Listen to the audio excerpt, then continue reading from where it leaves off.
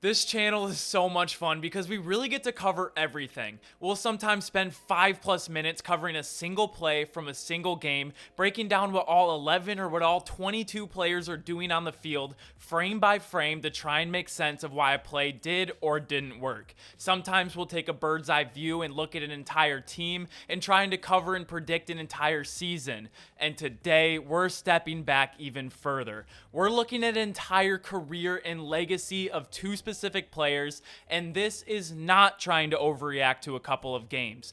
But we're looking at trends and important variables so we can be at the forefront of a very cool conversation and hopefully be on the right side of predicting something that will be talked about forever, way before it ever happened. Because in the NFL, we've had some great quarterback rivalries. We've seen Tom Brady and Peyton Manning have some great battles in the regular season and in the playoffs, playing a total of 17 times. Two all-time greats. It would be really hard to ever surpass this. We've had some other great candidates as well. Jim Kelly and Dan Marino. We had Bart Starr and Johnny Unitas in the 60s, Troy Aikman and Steve Young in the 90s.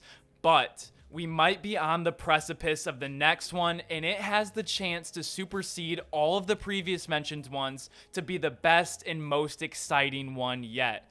And we're talking about Patrick Mahomes and Justin Herbert. And we're going to unpack today why this isn't as outlandish as it might sound. We have some really good reasons to think this. These guys are both top 5 quarterbacks in the league. They're both really young in their careers, and they're playing a position that has a much longer shelf life than ever before. They play in the same division. Both of their teams seem to only have success and failures dependent on their play, and they both have smart coaches and GMs who have built teams around them to have short and long-term success.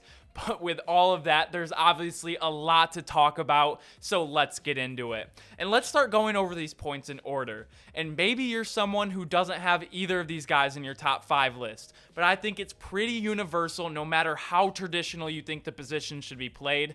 Both of these guys are top 5 the game has to offer in terms of talent, and they've proved to be difference makers on their teams for a consistent basis. But the top 5 quarterbacks in the league usually are some older guys with more experience. Not these two. They took to the NFL game almost immediately, and neither one of them were expected to have instant success coming in. Justin Herbert is only 24 years old, and Patrick Mahomes, at the time this is being recorded, is 26, but his birthday is today, so happy 27th birthday, Patrick. And this is crucial in terms of long-standing rivalries. We saw John Elway and Joe Montana eventually play each other in the same division, but we only saw this interdivisional battle between these two quarterbacks and Montana's last 2 playing seasons with the Chiefs in his 37 and 38-year-old playing years. And if we see the trends of how long quarterbacks are able to play now, we see Brady at age 45 being able to play at a high level. We see Russell Wilson sign a contract extension that'll make him 40 years old when it's done. And Aaron Rodgers just signed an extension, well, he will be 43 by the last season of it. So as the rules of the game change and as medicine, rehab, and recovery advances, these quarterbacks will only be able to play at a higher level for longer. Meaning, we have the chance to see Mahomes and Herbert battle it out for another 17 seasons if Mahomes can play till he's 43 like Rodgers is planning to and Brady has. So the timeline of when these two top 5 quarterbacks entered the league couldn't be more perfect. But the next thing we talk about is how lucky we are that they play in the same division.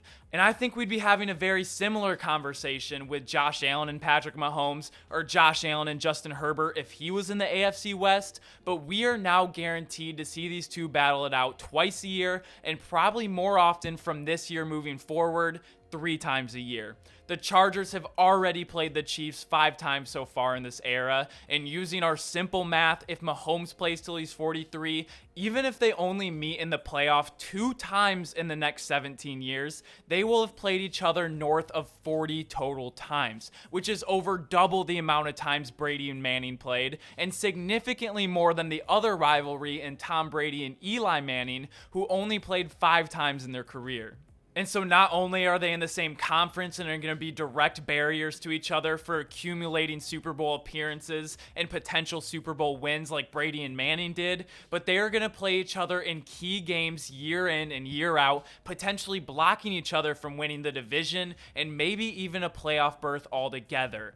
But I'm going to my next point, which might be the most important one in this entire conversation, and to me is the only way possible for this rivalry to ever be seen better than Manning and Brady.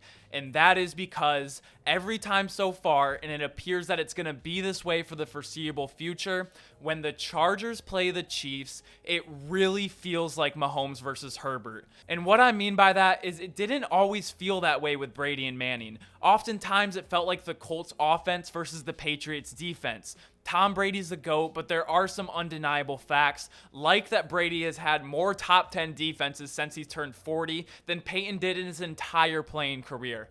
Oftentimes, it felt like Manning versus Belichick, and it was on Brady not to mess it up if the Pats defense could slow down the team in the white Spanx. And that is definitely not the feeling you get when watching Chiefs versus Chargers. In all of their meetings so far, they have all been close, including a couple of overtime games, and it feels like if you don't throw for over 300 yards and multiple touchdowns, your team's going to lose. There are 44 players on the field in total when these teams play, but the appeal of this game and why it's been so exciting up to this point is because we have two top 5 quarterbacks, and it really comes down to the one-on-one matchup of who is going to have the more outstanding night. That is what makes this rivalry so different. Just like we saw Mahomes and Josh Allen in the AFC divisional game last year, we are going to get the same feeling 2 to 3 times a year, and so far at least, it hasn't been lopsided. The Chiefs always come out and play their best game, and the Chargers have played their best game as well, making for all of these to be high-scoring affairs. Even though the Chiefs have a 3-2 lead in the all-time series in this era, every game has been close so far. And the last thing we need to look at is even though it feels like a one-on-one matchup, we know with the game of football that's just not the case. This is why Aaron Rodgers and Matthew Stafford never even kind of felt like a rivalry in Stafford's 12 years in Detroit. Matthew Stafford is a great quarterback. Rodgers is obviously the better quarterback, but Stafford was always heavily outmanned and outcoached. But both of the Chiefs and the Chargers are really good football teams top to bottom. They're well coached, and they both have great GMs in Brett Veach and Tom Telesco, who have constructed really nice rosters and are great at moving around contracts and money to get top-end players and also keep depth across the board. They both draft incredibly well to fill in the rest of the roster with day one impact starters for really cheap. Just the other day in their most recent matchup, we saw George Karlaftis, Sky Moore, and Zion Johnson be huge in this game as rookies in their second game in the NFL, and many other impact players still on their rookie deals like Asante Samuel Jr., Rashawn Slater, Joshua Palmer, Clyde Edwards-Helaire, Mecole Hardman, Creed Humphrey, and many others. So looking at this conversation through a microscope, I understand how saying Herbert versus Mahomes potentially being the best rivalry of all time sounds like the most ridiculous thing to say.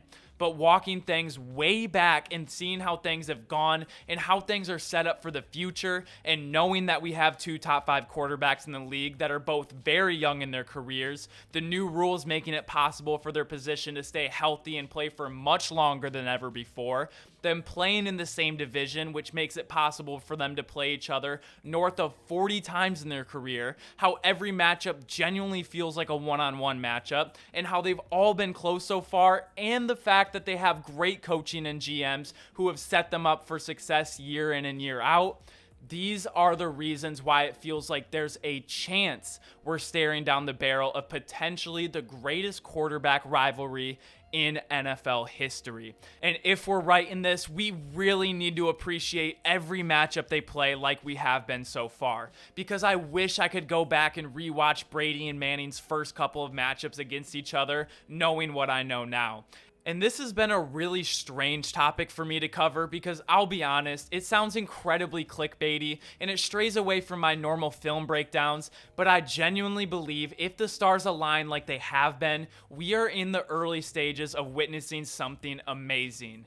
So, with all that in mind, I am incredibly interested to hear what you guys think. So make sure to like this video if you like videos like these. Make sure to comment down below what you think about the Patrick Mahomes and Justin Herbert rivalry. And make sure to subscribe if you enjoy daily sports content. Thank you all so much for watching. That's all I have for you today. But as always, I will see you all tomorrow. Peace.